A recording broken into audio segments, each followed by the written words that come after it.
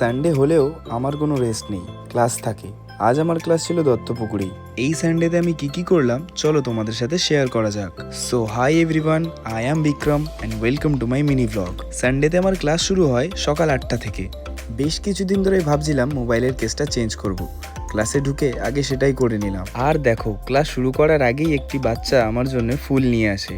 বেশ ভালোও লাগে বাচ্চাদের থেকে এরকম ছোট ছোট ভালোবাসা পেতে। সো পরপর ব্যাচেস আসতে থাকে আর ক্লাস কন্টিনিউ হতে থাকে। রিয়াদি, ফেরোজদা আর আমি এই তিনজনই থাকি সানডে ক্লাসে। দেন আমরা ক্লাসে বাচ্চাদের নিয়ে কিছু ভিডিও শুট করলাম। বাচ্চারা বেশ মজাও করলো। দেন আমি ক্লাস শেষ করে বাড়ি চলে এলাম। দেন বিকেল হতেই আমি আর আমার বন্ধু বেরিয়ে পড়লাম ভিডিও শুটের জন্য স্পট খুঁজতে।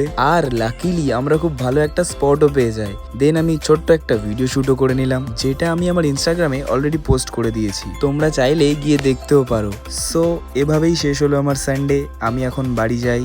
আর তোমরা আমাকে কমেন্টে অবশ্যই জানিও আমার মিনি ব্লগ তোমাদের কেমন লাগলো।